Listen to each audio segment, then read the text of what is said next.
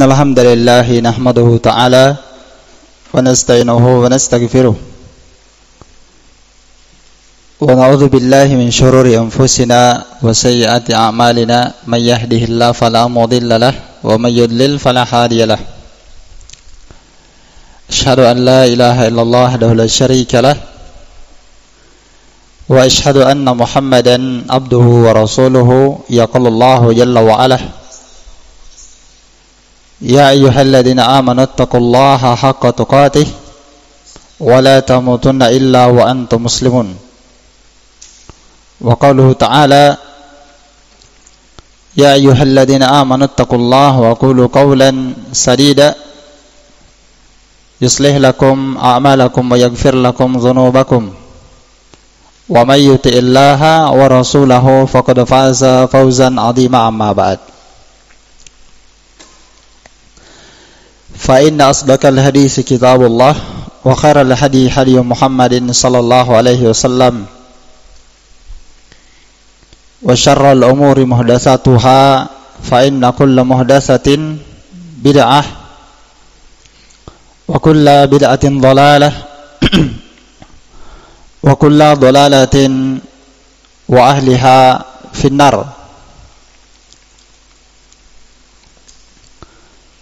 Ikhwani fid din, azani Allah wa iyyakum rahimani wa rahimakumullah jami'an. Alhamdulillah wa syukru lillah wa la hawla wa la quwwata illa billah. Insyaallah taala pada malam hari ini kita lanjutkan kembali kajian kita membahas kitab Salasatul Usul, dan ini adalah pertemuan yang ke-22 dari kitab ini. Pada pembahasan yang telah lewat, kita telah menjelaskan tentang beberapa pengecualian syariat tentang bentuk-bentuk muamalah dengan orang kafir yang diizinkan dalam syariat. Ya. Jadi ada bentuk-bentuk muamalah yang dibolehkan, diizinkan dalam syariat terkait dengan orang kafir. Kemarin kita sudah sebutkan 5 bentuk contoh. Yang pertama adalah mendakwahi mereka. Kita benci orang kafir, kita musuhi mereka. Namun hal ini bukanlah penghalang kita mendakwahi mereka. Kita harus menyeru mereka supaya mereka kenal Islam, cinta kepada Islam, mau masuk ke dalam agama Islam. Ini bentuk muamalah yang pertama. Yang kedua, melakukan muhadanah, perjanjian damai dengan orang kafir ketika ada hajat.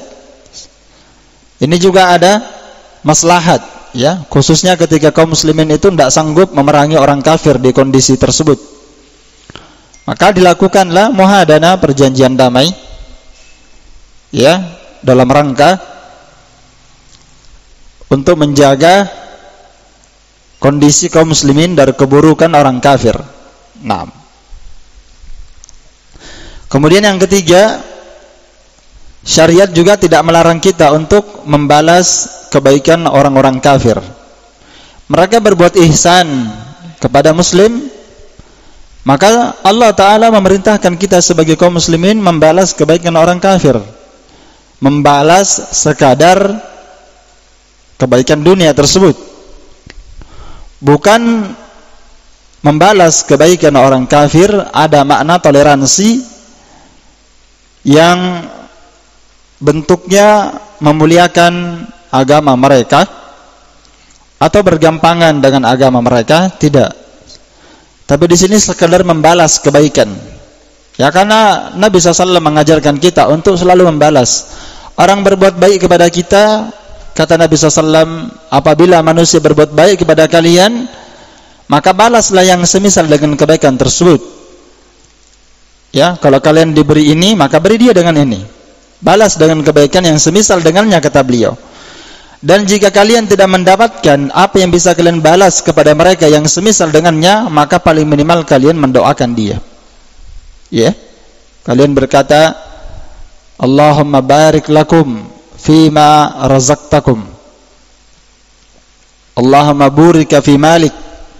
Allahumma barik fi malik. Semoga Allah memberkahi hartamu. Ya. Allahumma barik ya fima razaqtakum. Semoga Allah memberkahi apa yang Allah Ta'ala rezekikan kepada kalian. Didoakan rezekinya diberkahi oleh Allah Ta'ala. Paling minimal kita doakan dia.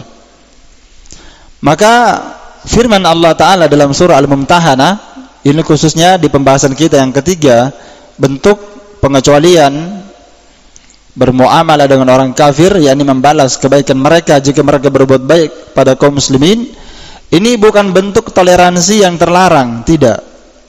Ya, ini bukan bentuk toleransi yang terlarang, karena Allah Ta'ala berfirman dalam surah Al-Mumtahanah ayat 8, La yanhakumullahu 'anil ladzina lam yuqatilukum fid din wa lam yukhrijukum an diyarikum wa lam yukhrijukum min diyarikum an tabarruhum wa tuqsitu ilaihim innallaha yuhibbul muqsitin.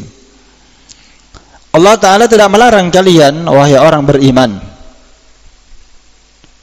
dari orang-orang yang musyrik kafir yang tidak memerangi kalian karena agama, tidak pula mengusir kalian dari kampung halaman kalian. Kalau tidak ada dua ini, mereka tidak mengganggu kalian, mereka tidak memerangi kalian karena Islam, karena tauhid, karena agama, tidak pula mereka mengusir kalian dari kampung halaman kalian, maka Allah Subhanahu wa Ta'ala tidak melarang kita sebagai kaum muslimin untuk berbuat baik kepada orang kafir. Tidak dilarang. Tujuannya apa? Kita berbuat baik kepada orang kafir. Tujuannya apa? Dakwah. Menampakkan akhlak, menampakkan kebaikan-kebaikan Islam dan akhlak-akhlak dalam Islam. Nah, kenapa sekarang banyak orang kafir itu sulit masuk Islam? Itu karena mereka melihat akhlak kaum muslimin sangat buruk. Bahkan di sebagian negeri, ya, berdasarkan pengakuan sebagian orang-orang yang dulunya bercerita setelah masuk Islam, mereka berkata, kami tidak masuk Islam itu karena kami membenci akhlaknya kaum muslimin. Mereka ada yang mencuri, ada yang pemabuk, minum, ada yang tidak baik. Jadi mereka menggambarkan Islam dari per orang-orangnya, dari per individunya, dan itu keliru sebenarnya. Karena seorang kalau dia memandang Islam dengan pandangan yang benar, dia lihat Al-Qur'annya dan sunnah Nabinya, itu yang dia lihat. Bukan orangnya, karena orangnya banyak kaum muslimin yang kacau balau. Bahkan ada orang Islam tapi bersyirik juga. Ada juga Islam tapi dia bom-bom orang. Nah, itu kan penampilan orang yang tidak suka. Jadi orang menilai Islam ini dari apanya? Dari personnya, orang-orangnya. Yang seharusnya mereka menilai Islam ini dengan apa? Dengan Islam itu sendiri dia nilai. Apa sih isinya itu Islam? Oh, Islam ternyata mulia. Qur'annya, sunnah nabinya, ya. Bahkan Islam mengajarkan kita untuk berbudi pekerti bersama orang kafir, ya, berakhlak kepada orang kafir, tidak mengganggu mereka, berbuat baik kepada mereka dalam rangka apa? Supaya mereka cinta kepada Islam. Tapi sebagian orang ada memang yang ekstrim dan keras, ya kan? Ekstrim dan keras. Dan sebaliknya banyak pula kaum muslimin yang bergampangan dengan orang kafir. Nah, dan ada yang bergampangan dengan orang musyrik. Maka Islam mengajarkan kepada kita sikap wasatiyah, pertengahan. Inilah yang kita jelaskan sekarang ini, ya kan? Inilah yang sekarang yang kita jelaskan setelah kita menjelaskan bentuk di antara bentuk tanda-tanda cinta kepada orang kafir yang hukumnya haram. Kemudian kita sudah jelaskan tentang wala, loyalitas kepada muslim yang sifatnya wajib. Maka di sini pembahasan kita yang ketiga, sikap pertengahan muslim terhadap orang kafir. Ada bentuk-bentuk muamalah yang diizinkan, seperti berbuat baik kepada mereka. Ya, sekali lagi ini bukan bentuk toleransi, menampakkan bahwa kita ini ya mencintai agama mereka, tidak, ya. Karena di satu sisi dalil menunjukkan kita wajib keras, ya. Muhammadur Rasulullah walladzina ma'ahu asyidda'u 'alal kufar ruhama'u bainahum. Dan Nabi Muhammad itu adalah Nabi dan Rasul, utusan Allah Ta'ala. Dan orang-orang yang bersama beliau dari kalangan kaum mukminin, itu sifat mereka asyidda'u 'alal kufar, mereka sangat keras kepada orang kafir. Ruhama'u bainahum, dan mereka saling menyayangi, mereka saling berkasih sayang, penuh rahmat terhadap sesama mereka dari kalangan kaum muslimin. Dan itu ciri mereka yang Allah sebutkan, ya. Naam, dzalika masalahum fit Taurat wa masaluhum fil Injil. Itulah perumpamaan yang Allah telah sebutkan tentang Nabi dan sahabatnya di dalam kitab Taurat dan di dalam kitab Injil. Naam. Kemudian ikhwani fillah, yang keempat, ya, yang keempat di antara bentuk muamalah yang diizinkan dalam syariat sehubungan dan terkait dengan orang kafir adalah orang tua yang kafir wajib bagi anaknya yang muslim atau muslimah tetap berbakti kepada orang tuanya sebatas kebaikan dunia. Ya, ini yang keempat, ya. Jadi tetap ada hubungan, ya. Jadi kalau kita dengarkan ayat yang kemarin, la tajidu qauman yu'minuna billahi wa bil yaumil akhir yuwadduna man haddallaha wa rasulah. Surah Al-Mujadilah kemarin yang kita baca pada ayat yang terakhir. Engkau ya Rasulullah tidak akan mendapatkan satu kaum yang beriman kepada Allah dan beriman kepada hari kiamat, di mana mereka memberikan mawaddah, yakni kecintaan, di mana mereka mencintai musuh Allah, mencintai orang kafir. Maka ayat ini jelas menunjukkan bahwa mencintai orang kafir itu tidak dianggap beriman kepada Allah dan beriman kepada hari kiamat. Ya, dinafikan keimanannya, ada penafiannya sampai ke akarnya, ada penafiannya, kesempurnaan imannya dinafikan. Yang jelas cacat iman paling minimal, dosa besar. Nah, kalau kita baca ayat ini kan berarti biar orang tua, ibu, biar dia minta tolong, ya kan? Ya, dia minta bantuan kepada kita, minta tolong dibelikan ini, tapi orang tuanya kafir, anaknya muslim. Maka dia marahi orang tuanya, dia bentak orang tuanya, dia tidak dengarkan orang tuanya. Ini kalau kita fahami sepintas ayat tadi, kan. Tapi ternyata dalam ayat yang lain Allah Subhanahu wa taala perintahkan anak yang kafir, anak yang muslim tetap berbakti kepada kedua orang tuanya meskipun apa? Kafir. Tayyib. Makanya Allah berfirman, wa wassaynal insana biwalidayhi hamalatuhu ummuhu wahnan ala wahn. Dan Allah Ta'ala mewasiatkan, yakni mewajibkan seluruh manusia untuk berbuat ihsan kepada kedua orang tuanya, karena ibunya lah yang telah mengandung dia, lemah di atas kelemahan 9 bulan, kemudian setelah itu dia disapih selama 2 tahun disusui. Maka bersyukurlah kalian kepadaku dan kepada kedua orang tua kalian, dan kepadaku lah kalian akan dikembalikan, kata Allah. Wa in jahadaka ala an tusyrika bima laysa laka bihi ilm, dan jika kedua orang tua kalian memaksa kalian untuk berbuat syirik kepada saya, kembali kepada agama kesyirikan dan kekafiran, mengajak kepada perbuatan syirik misalnya, apa yang kamu tidak punya ilmu tentangnya, maka jangan kamu taati orang tuamu. Tapi wasahibahuma fid dunya ma'rufa, tetap kamu wajib berbakti kepada keduanya. Ini ayat luar biasa, kan, pertengahan, tidak ekstrim dan tidak menyepelekan. Naam. Makanya orang tua itu punya hak, kata Asy-Syaikh Shalih Fauzan, walaupun dia kafir, akan tetapi jangan kamu mencintai dia al-mahabbatul qalbiyah, dengan kecintaan sampai dalam lubuk hatimu. Kenapa? Karena itu akan mewariskan nanti kamu cinta dengan agama dia. Iya. Ya, ini kamu tetap, ini bayangkan ya, diatur itu hatinya dan anggota badannya diatur. Anggota badannya taat, ikuti kemauan orang tua yang diperintahkan, selama yang bukan diperintahkan maksiat, apalagi kesyirikan, itu tidak boleh ditaati. Adapun kecintaan qalbiyah maka dilarang. Bahkan kamu membalasnya sesuai dengan kebaikan dia. Ketika engkau masih kecil, dia mendidikmu dan memberikan engkau nafkah.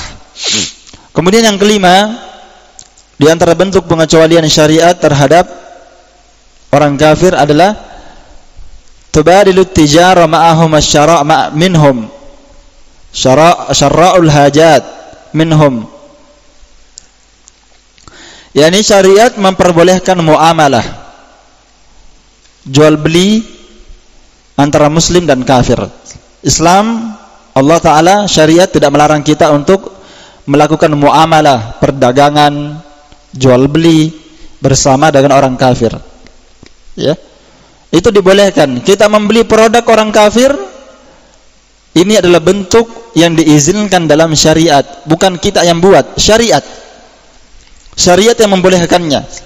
Kita bermuamalah dengan orang kafir, jual beli dengan orang kafir, kita membeli produk-produk orang kafir. Kalau ada hajat, kita butuh, kita beli. Ya, baik. Bahkan kita membeli persenjataan orang kafir, bisa. Iya kan? Wal asliha minhum bisaman la ba'sa bidzalik. Demikian pula membeli persenjataan dari mereka. Kita beli tank dari mereka, kita beli persenjataan dari mereka. Kalau berperang, tank itu yang dipakai serang mereka, nggak apa-apa. Itu diperbolehkan dan diizinkan. Kita membeli dari mereka. Kenapa? Dalilnya karena yang pertama, asalnya Allah Ta'ala menghalalkan jual beli. Itu dalilnya diantaranya.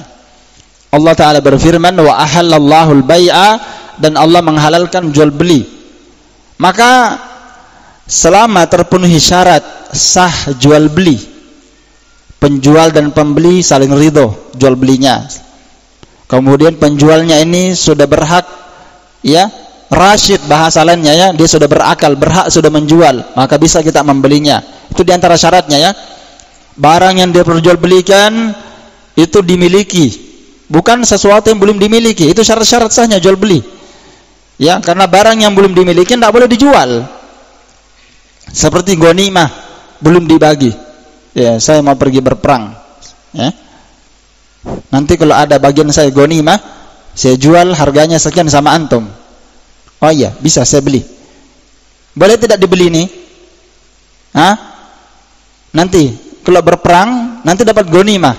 Nanti ada ghanimah ini kan bagian dia.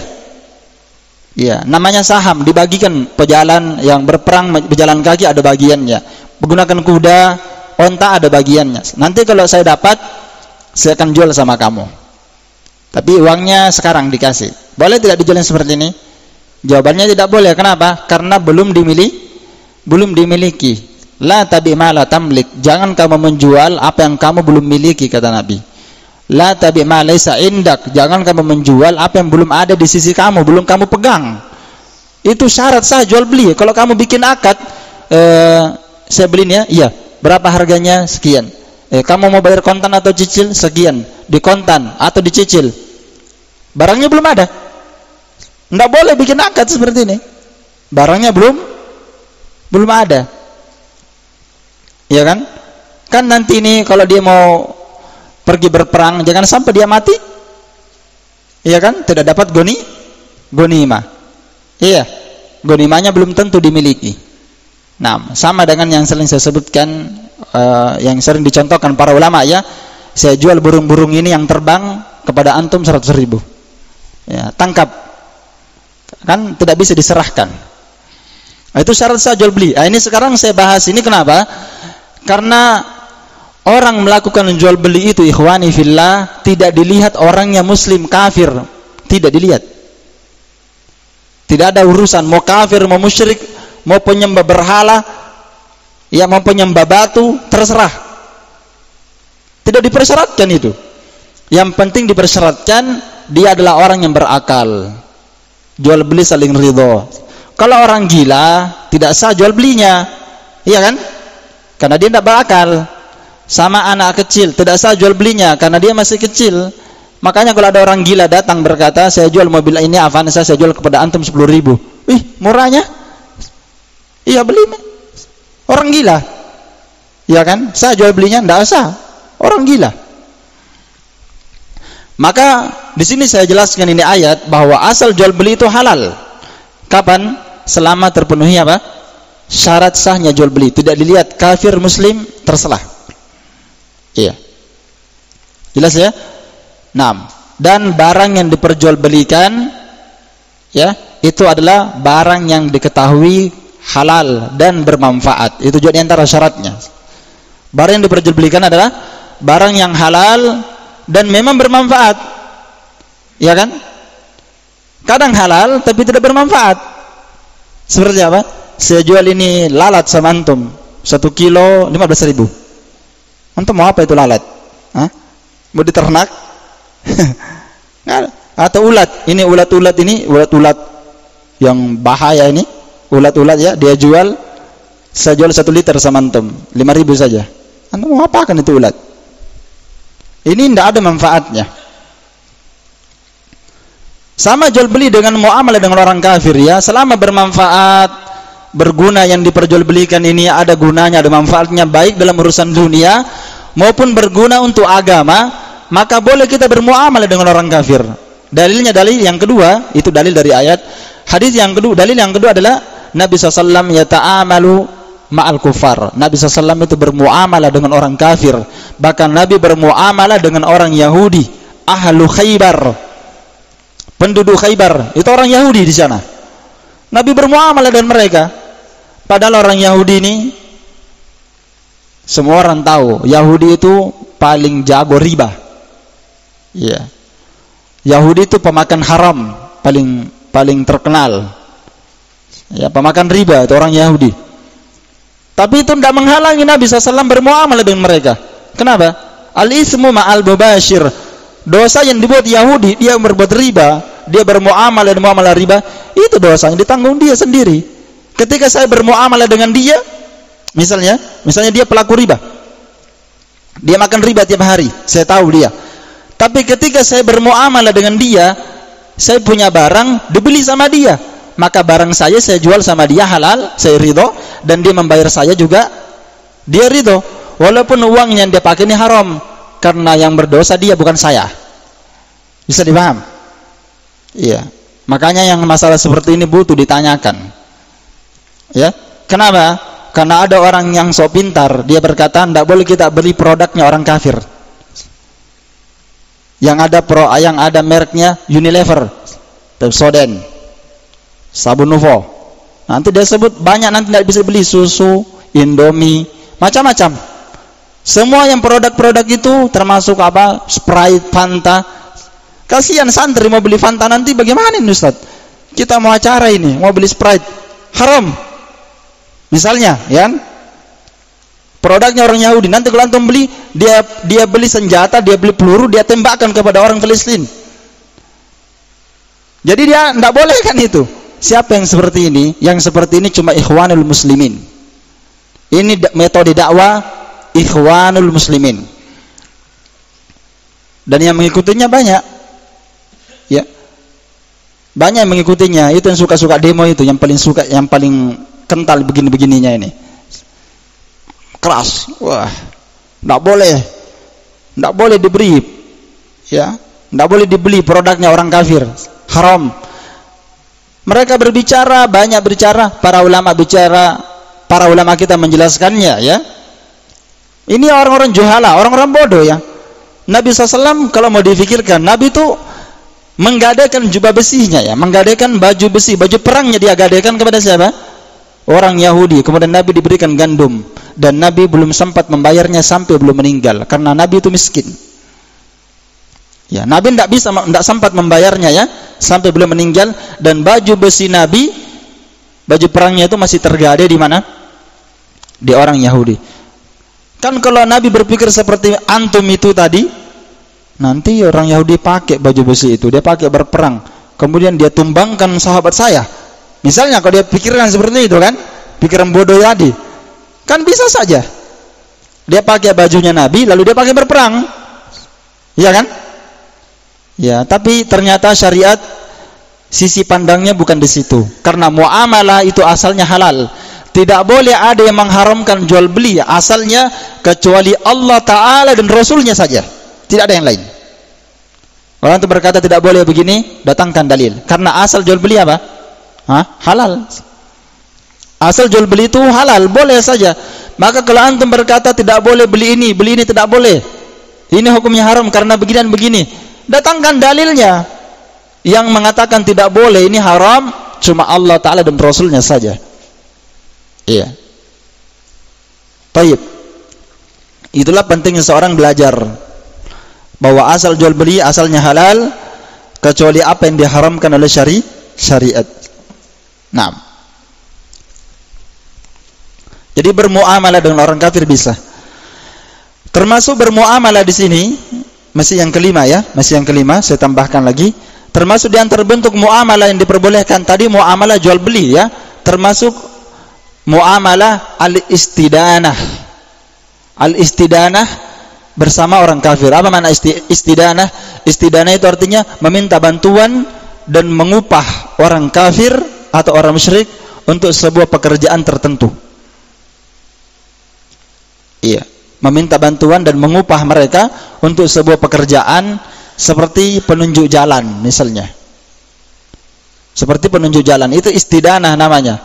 Diminta bantuannya ya. Kalau dia ahli di bidang itu, tidak ada muslim yang lain. Dipaham ya? Mereka yang dijadikan sebagai apa? Diminta bantuannya, diberikan padanya upah pada pekerjaan tertentu, ya. Kalau tidak ada muslim yang lain yang ahli di bidang tersebut. Iya, maka tidak mengapa. Sebagaimana Nabi SAW mengupah, ya. Nabi SAW mengupah orang Yahudi makanan, Nabi upah dia dengan makanan dan Nabi menjadikannya sebagai istidan.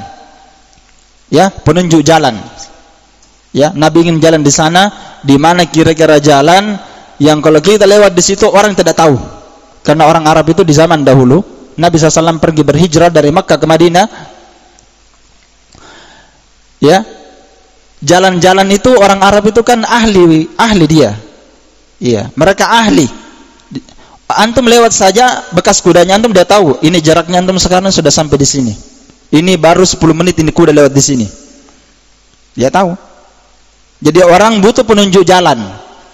Jalan-jalan supaya tidak terlambat, jalan-jalan supaya tidak tersesat. Nah, ini orang yang ahli. Maka Nabi menyewa ya memanfaatkan orang Yahudi ini dimintai bantuannya kemudian diupah oleh Nabi SAW berupa makanan. Iya. Berupa makanan. Ini semuanya lama nih, tidak terlarang kata Syekh Shalih Fauzan. Karena semua perkara ini termasuk Nabi bermuamalah orang kafir, Nabi gadaikan baju besinya dengan orang kafir, kemudian Nabi diberikan gandum, kemudian Nabi meminta bantuan, mengupah orang kafir untuk sebuah pekerjaan tadi, penunjuk jalan. Ini semua perkara duniawiyah yang di dalamnya ada masalih, ada maslahat dunia di dalamnya. Ya, ada kemaslahatan dari kemaslahatan. Dan ini tidak menunjukkan bahwa kalau kita bermuamalah dalam bentuk seperti tadi, jual beli, bermuamalah, meminta bantuan lalu dia diupah, ini tidaklah menunjukkan bahwa kita mencintai dia. Tidak menunjukkan bahwa kita toleransi, membenarkan agamanya, tidak. Karena al-mawaddah, kecintaan itu sebenarnya asalnya di mana? Di hati. Coba kalau seandainya ya, tidak boleh bermuamalah dengan orang kafir. Tidak boleh jual beli dengan mereka. Maka tidak bisalah antum menggunakan HP. HP dulu nih, baru HP ya. Karena HP yang membuatnya orang kafir. Mau HP Samsung, HP iPhone, apalagi HP Cina dibikin oleh orang ateis, tidak ada Tuhannya. Orang Cina yang membuatnya. Ya, sampai dia buat yang palsu-palsu juga, semuanya bisa dipalsukan. Beras palsu, telur palsu, semuanya dipalsukan sama dia. Ini kan penjahat ini sebenarnya ya, penjahat. Tapi kan kita tidak mengatakan bahwa kalau begitu haram beli HP Xiaomi. Haram? Tidak. Ini muamalah dalam urusan dunia, ada manfaat dunianya kita manfaatkan. Iya kan? Kita tidak mengatakan haram. Taib. Selama ini terpenuhi syarat sah jual beli, itu saja. Kita beli dengan uang, diberinya kita HP, itu halal. Kecuali kita curi ya jelas haram, ya kan? Taib. Jadi ini tidak ada bentuk kecintaan kepada orang kafir, muamalah bentuk yang seperti ini, ya. Maka seorang muslim itu wajib membedakan antara muamalah yang sifatnya duniawi ya, dia harus bedakan dengan bentuk toleransi dan kecintaan yang terlarang. Itu harus dibedakan itu. Makanya banyak orang, saya sendiri dengarkan ini, beberapa ustaz baca ayat ini dan dia keliru membaca ayat ini. Bukan dia keliru menerjemahkannya, dia keliru memahaminya. Coba dia baca ayat ini ya, yang saya baca yang ketiga tadi itu. La yanhakumullahu 'anil ladzina lam yuqatilukum. Allah tidak melarang kalian berbuat baik kepada orang kafir. Kan kita tidak dilarang berbuat baik sama mereka. Terus antum mau tafsirkan apa? Nah, ditafsirkan dia luas. Berarti tidak apa-apa kita bersahabat dengan orang kafir. Iya kan? Bisa dipahami seperti itu oleh mereka. Berarti kalau begitu tidak apa-apa kita saling makan, bergaul, menjadikan mereka sebagai teman. Ya, kita katakan itu tidak boleh. Kenapa? Karena tidak ada makna mendakwahi mereka. Justru yang ada adalah makna engkau justru mencintai dan saling cinta mencinta dengan mereka. Iya kan? Makanya tidak boleh orang satu atap dengan orang kafir. Satu atap. Iya, dengan musyrikin, kafirin, sama-sama tinggal satu rumah, satu atap. Tidak boleh. Ya. Baik. Ini dibedakan ya. Terus yang keenam. Yang keenam dari bentuk muamalah yang diperkecualikan dalam syariat adalah abahallahu at-tazawwaj min nisa'i ahli al-kitab bi syarti an yakunna afifat fi a'radihinna wa abahallahu lana akla dhabaihihim. Iya. Yang keenam, Allah Ta'ala membolehkan kaum muslimin untuk menikahi wanita-wanita ahli kitab, Yahudi ataupun Nasrani.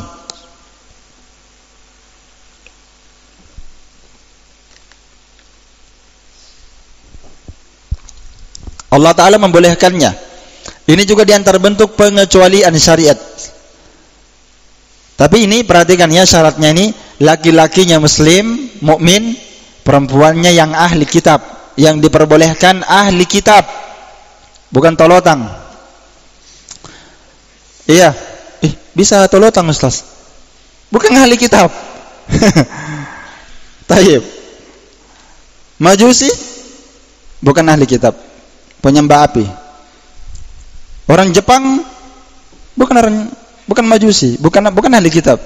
Cina bukan juga ahli kitab. Tapi bagus, biar bagus. Dalam Al-Quran Allah sudah sebutkan, meskipun kamu takjub dengan mereka, kata Allah, meskipun dia cantik, kok dia kafir, ya dia jelek apa misalnya, meskipun dia apa, dia gagah ya, walaupun kamu takjub dengannya gagah, tetap tidak boleh menikah ya, wanita muslimat dengan laki-laki yang kafir.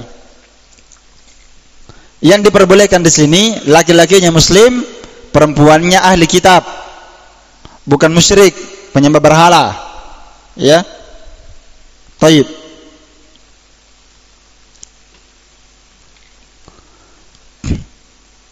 Yang diperbolehkan adalah muslim menikah dengan wanita ahli kitab, Yahudi dan Nasrani. Tapi dengan syarat afifat fi a'radihinna. Wanita-wanita itu adalah wanita yang dikenal sebagai wanita yang benar-benar menjaga kesuciannya dan kehormatannya, bukan wanita yang buruk, yang dikenal sebagai wanita yang bergampangan dengan laki-laki, bukan. Karena ada juga wanita ahli kitab, ya, ada juga wanita ahli kitab itu yang menjaga kehormatannya, ada. Nah, wanita-wanita yang baik-baik yang menjaga kesuciannya dan kehormatannya. Maka yang seperti itu yang dibolehkan oleh Allah Ta'ala, bukan wanita pezina misalnya dan semisal dengannya. Maka itu diperbolehkan. Ya, hanya saja ikhwani fillah, ini berbicara tentang kebolehan. Kita tidak berbicara tentang mana yang lebih afdal, ya kan? Kalau bilang boleh, boleh. Kita cari Nasrani, Ustaz. Ada akhwat Nasrani. Nanti kita bisa jadi akhwat. Akhwat yang muslimah saja antum mau nikahi susahnya. Mau disuruh taklim berkelahi dulu. Kau ini suruh saya taklim, ya kan? Cari wanita Nasrani, lebih susah lagi. Baru mau diajar sholat, baru mau diajar baca mengaji, baca Quran. Suaminya saja baca Qur'annya amburadul, mau diajar istrinya lagi. Berat, ya kan? Karena orang menikah itu tidak segampang yang kita pikirkan. Menikah, yang penting kita nikah nikmat. Iya, menikah itu ada tanggung jawab, ya kan? Kalau dulunya beban kita cuma satu, kita sendiri yang akan ditanya hari kiamat. Sekarang bertambah, kita akan ditanya juga tentang istri kita. Kenapa istrimu tidak tahu berudu? Berudu saja begini-begini berudu. Kamu yang akan ditanya, kenapa istrimu tidak tahu berudu? Kamu harus ajar dia. Tidak ada orang hari kiamat, kata para ulama, tidak ada orang hari kiamat berkata, ya Allah saya tidak tahu ini. Tidak ada itu. Tidak ada yang seperti itu pada hari kiamat, kata para ulama. Kenapa kau tidak belajar? Makanya itu yang di kuburan, orang lihat di kuburan, dia ketika ditanya, ya kan, dia berkata, la adri sami'tu an-nas yaquluna syai'an faqultu. Saya tidak tahu. Aku dengarkan orang berkata, saya juga ucapkan. Ya seperti itu dalilnya. Maka malaikat berkata, la talita wa la daraita. Kamu itu tidak membaca dan kamu tidak belajar. Makanya banyak orang disiksa dalam kuburan, kata Imam Ibnu Qayyim, karena kebodohan terhadap agama Allah. Iya. Dan kita punya tanggung jawab kepada keluarga, istri dan anak, bukan cuma makan dan minum, tempat tinggal. Ya kau ini uang 2 juta, nanti lagi pekan depan saya kasih lagi 5 juta. Nanti pekan depan saya kasih lagi 10 juta. Biar banyak duit. Orang bisa disiksa dalam neraka kalau dia jahil terhadap agama Allah. Biar banyak uang. Kewajiban kita bukan cuma memberi makan, minum, tempat tinggal, pakaian, foya-foya dan seterusnya. Kita punya tanggung jawab, ajari istri kita bagaimana dia bertoharah, bagaimana dia berudu dengan yang benar. Iya kan? Ajari dia tentang bagaimana mengerti tentang haid. Iya. Ini haid ini bagaimana ini? Suaminya berkata, saya tidak tahu bagaimana ini. Iya kan? Dan wanita ini masalah haid dan nifas, masalah darah istihadah, darah fasad, itu paling susah itu. Pelajaran paling susah dalam bab fikih. Fikih itu banyak kan? Kitab Thaharah itu banyak babnya. Ada bab al-miyah, bab masalah air, ada bab buang hajat, ada bab bersiwak, ada bab banyak babnya itu dalam kitab Thaharah. Yang paling susah itu kitab masalah haid dan nifas, itu paling susah. Kenapa? Susah. Imam Ahmad rahimahullah ta'ala belajar kitabul haid 9 tahun. Antum tidak pernah belajar tapi jadi ahli sunnah. Ya, haid itu susah sekali itu haid.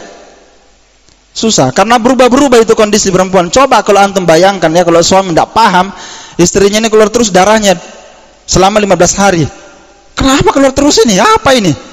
Ya bingung ya kan? Ini saya kasih contoh saja bahwa orang berkeluarga itu tidak gampang. Orang butuh belajar. Ya. Banyak perempuan sudah bersuami, nggak tahu berudu dengan cara yang benar. Dia nggak tahu. Sholat nggak bagus sholatnya. Karena dia tidak belajar. Suaminya juga tidak pernah dia urus. Sumpah juga dia 5 jam urusanmu. Masih sanami kok. Pokoknya kau mau apa terserah. Ini di dunia ya. Nanti hari kiamat tidak akan mungkin bisa lepas itu suami dari istrinya, tidak bisa. Dia akan ditanya. Dan itu Nabi SAW bersabda, kullukum ra'in wa kullukum mas'ulun an ra'iyati. Setiap di antara kalian adalah penanggung jawab. Dan setiap di antara kalian akan dimintai pertanggungjawabannya oleh Allah Ta'ala pada hari kiamat. Bahkan kata Nabi SAW, seorang anak itu nanti lebih duluan ditanya dibandingkan bapaknya. Anaknya nanti akan ditanya tentang bagaimana abimu terhadap antum. Pernah antum disuruh sholat? Tidak pernah, bapak aku itu pergi kerja malam, pagi, nanti malam pulang. Saya sholat, tidak pernah dia tanya. Disiksa orang tuanya nanti. Karena dia telantarkan anaknya. Bukan maknanya dosanya anak ditanggung orang tua, bukan begitu maknanya. Tapi maknanya apa? Tanggung jawab orang tua hilang kepada anaknya. Iya. Nanti dia berpikir, wah susah berkeluarga kalau begitu, jamin saya beristri. Jadi duda terus. Kasihan itu. Iya.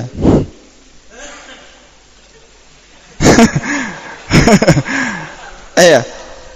Beristri aja. jangan khawatir, insyaallah masih ada teman-teman yang saleh bisa ditanya. Gimana ini, Akhi? Oh iya, gampang itu. Alhamdulillah. Masih ada teman yang saleh bisa ditanya, ya.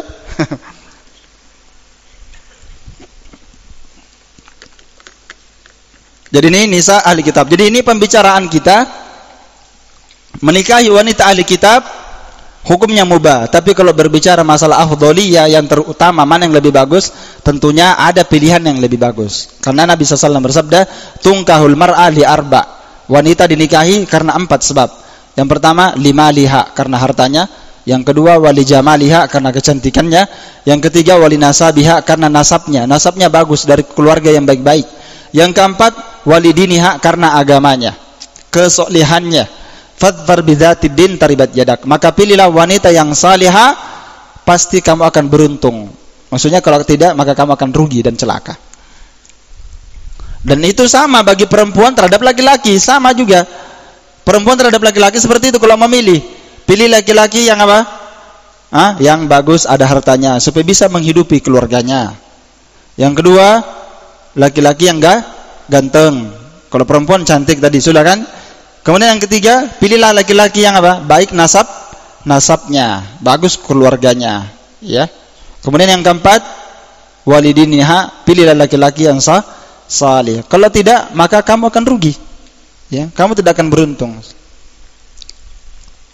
Dan terlalu banyak ya pelajaran bisa kita petik. Banyak orang yang menikah cari yang paling cantik, sekalinya dia menikah, istrinya ini cerewet. Bicara, kalau marah ngomong terus pagi sampai malam. Akhirnya apa? Suaminya beruban gara-gara dia. Ya. Baik. Ini ikhwani fillah, ini masalah afdholiyah ya, bukan masalah mubah. Jadi mubah. Wa abahallahu lana akla dhabaihim. Demikian pula Allah Ta'ala memperbolehkan umat Islam, kita sebagai kaum muslimin, untuk memakan sembelihan ahli kitab. Ini masih yang keenam ya, sambungan yang tadi. Dibolehkan memakan sembelihan mereka dengan syarat selama mereka masih menyebut nama Allah Ta'ala. Karena memang di ahli kitab Yahudi dan Nasrani, mereka kalau menyembelih itu dia sebut namanya Allah, ya, dengan nama Allah. Maka tidak apa-apa memakan sembelihan mereka. Ini yang asal, boleh memakan sembelihan mereka. Namun kalau diketahui sembelihan mereka ini tidak dia sembelih dengan menyebut nama Allah, kalau kita yakin, kita lihat, kita tahu dengan yakin, atau kita lihat dia sembelih bukan dengan menggunakan pisau dan pedang, ya, pisau dengan menggunakan pisau atau parang ya, tapi dia pukul dengan kayu sampai mati binatang itu. Ya, misalnya ayam dia bunuh pakai kayu, atau kambing, ya. Atau kalau sekarang itu canggih ya, pakai laser dia potong lehernya supaya tidak repot. Jadi sapinya berjalan tiba-tiba terputus lehernya menggunakan laser. Maka dia semuanya bangkai. Ya, wa ma uhilla li ghairillah. Semua sembelihan yang disembelih bukan atas nama Allah, maka itu adalah bangkai. Pelakunya musyrik. Baik. Jadi boleh makan sembelihan kaum kafir dari kalangan ahli kitab, bukan musyrik ya. Bukan musyrik, bukan majusi penyembah api, bukan tolotang juga. Ini saya kasih jelas ya. Yang sampai dia bilang, makan dia rumahnya tolotang, dia sudah potong kambing. Tidak boleh dimakan sembelihannya orang-orang tolotang. Dia tidak baca basmalah. Ya. Misalnya kalau kita tahu seperti itu ya, makan tidak boleh. Kecuali dia baca bismillah ya. Karena puanna tolotang itu seperti gading. Iya. Baik, yang ketujuh, la ba'sa bi ijabati da'watihim. Tidak mengapa memenuhi panggilan orang kafir, memenuhi panggilan undangannya, undangan makan, tidak apa-apa ya. Undangan apa saja bisa dipenuhi. Wa aklu ta'amihim al-mubah, dan memakan makanan mereka yang hukumnya memang mubah dimakan oleh kaum muslimin. Hal ini sebagaimana dilakukan oleh Nabi sallallahu alaihi wasallam. Lagi-lagi ini pembahasan bukan maknanya toleransi sama orang kafir ya. Jangan disalahpahami. Ini Nabi melakukannya untuk menampakkan muamalah dan akhlak kepada orang kafir. Bentuk dakwah kepada mereka. Bukan justru semakin kita ini yang kayak mau diajak jadi musyrik dan kafir sama mereka. Kita diajak makan, Ya, nanti kita dicobolok, nanti kau bagus ini. Ya. Jelas sekali tidak boleh ya. Iya. Kemudian yang kedelapan, al-ihsan ilal jiran minal kufar. Berbuat baik kepada tetangga yang kafir karena mereka punya hak sebagai tetangga. Iya. Jadi tetangga itu 3 macam. Tetangga itu 3 macam.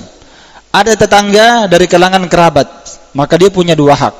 Hak sebagai kerabat dan hak sebagai tetangga. Yang kedua, ada tetangga dia cuma tetangga, bukan kerabat, maka dia punya 1 hak. Hak sebagai tetangga. Kemudian yang ketiga, ada orang kafir sebagai tetangga kita, maka dia juga punya hak sebagai tetangga. Yang kita berbuat baik kepada dia.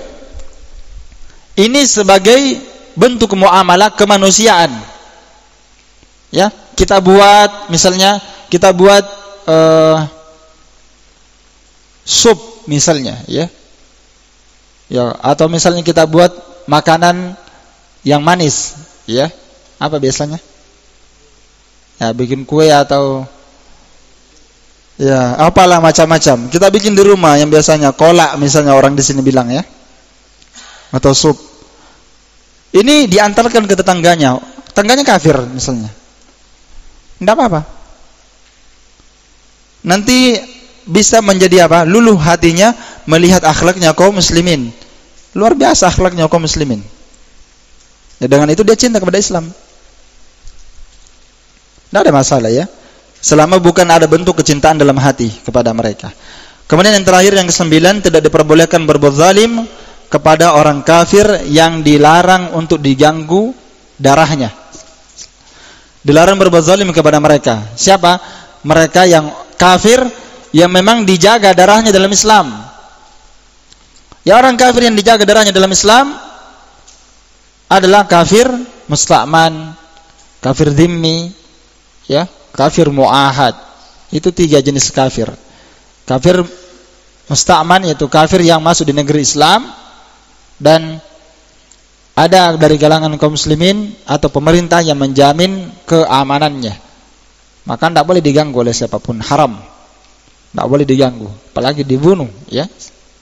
Yang kedua kafir dhimmi, kafir yang membayar upeti. Tinggal di negeri kaum muslimin, dia bayar jizyah, dia bayar upeti, ya. Maka dia tidak boleh diganggu juga. Dan yang ketiga kafir mu'ahad, kafir yang telah ada perjanjian damai antara kaum muslimin, pemerintah dengan mereka. Maka ini juga tidak boleh dilanggar. Dan membunuh mereka, jangan membunuh, menzalimi mereka itu dosa besar. Tidak boleh ya. Apalagi sampai membunuhnya, itu dosanya berat. Mengqatala mu'ahadan, sampai membunuh kafir mu'ahad, kata Nabi SAW, maka dia tidak akan mencium baunya surga. Jangan masuk, mencium saja tidak bisa. Ya, ini dalil menunjukkan bahwa berbuat zalim pada orang kafir itu tidak boleh ya. Tidak boleh kita zalimi mereka mentang-mentang mereka kafir. Ya, mereka ini masuk ke negeri Indonesia, tiba-tiba kita bom dia. Ya. Taib, maka tidak boleh ya, selama mereka dijamin keamanannya oleh negara, seperti Cina-Cina ini yang sekarang ini kan banyak Cina ya di Pinrang ini. Ya. Itu mereka dijamin keamanannya oleh siapa? Pemerintah. Dijamin keamanannya. Maka karena mereka dijamin keamanannya, haram bagi kaum muslimin untuk mengganggunya. Jangan diambil, ya. Diambil besinya orang Cina. Dia tarik 1 lembar halal. Lalu dia jual di pasar. Kezaliman. Wala yajrimannakum syana'anu qaumin ala alla ta'dilu i'dilu huwa aqrab littaqwa. Allah Ta'ala berfirman dalam surah Al-Maidah ayat 8 tentang hal ini. Dan janganlah kalian wahai kaum muslimin, ya, karena kebencian kalian kepada satu kaum, janganlah karena kebencian antum kepada satu kaum menyebabkan kalian tidak berbuat adil. Jangankan kepada muslim, kepada orang kafir saja tidak boleh. Apalagi kepada muslim. Kita tidak berbuat adil. Ya, ini apa lawannya adil? Zalim. Makanya bahasa Syekh Shalih Fauzan itu zalim. Karena lawannya adil. Janganlah karena kebencian antum kepada orang menyebabkan antum berbuat zalim kepada dia. Tidak boleh. Karena itu Nabi SAW melarang ya. Syariat kita ini melarang ya. Kalau ada orang yang ya berbuat zina dengan keluarga kita, misalnya seandainya terjadi, tidak boleh kita berzina juga dengan keluarga dia. Kita berbuat zalim, kita balas kezaliman itu dan kezaliman yang seperti tadi. Itu dilarang dalam syariat. Dia curi barang kita, nanti iya saya curi juga barangnya. Islam tidak mengajarkan kita seperti itu. Iya. Maka janganlah karena kebencian kalian kepada orang menyebabkan kalian tidak berbuat adil. Kalian zalim. I'dilu huwa aqrabu littaqwa. Berbuat adillah kalian, kata Allah. Karena keadilan itu lebih dekat kepada ketakwaan. Dan siapa yang bertakwa, pasti Allah Ta'ala akan menolongnya. Ya, wal akibatu lil muttaqin. Akibat akhir kesudahan selalu yang mendapat pertolongan adalah orang-orang yang bertakwa. Nah, maka perlu kita bertakwa dan tidak membalas kezaliman dengan kezaliman pula. Baik.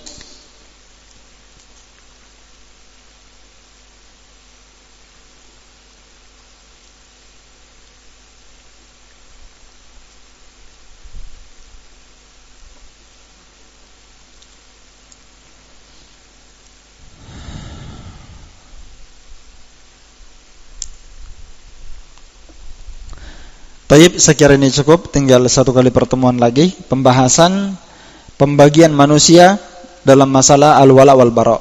Ini pembahasan kita yang terakhir nanti pada pertemuan akan datang. Saya kira butuh satu kali pertemuan karena pembahasan ini sangat penting. Ini tentang masalah cinta dan benci, ya. Karena banyak orang yang rusak di sini masalah cinta dan benci. Itu wajib seorang cinta dan benci karena Allah, karena konsekuensi Quran dan Sunnah. Tidak boleh seorang cinta dan benci karena nafsu, karena golongan, organisasi, dan seterusnya. Ini pembahasan penting, insyaallah kita akan kaji pada pertemuan akan datang. Baik. Jadi saya ingatkan ikhwan, kita sudah mendekati bulan Ramadan, ya. Kita sekarang sudah berada pada tanggal berapa Sya'ban? 9 Sya'ban. Berarti sisa 20 hari lagi masuk Ramadan. Dan alhamdulillah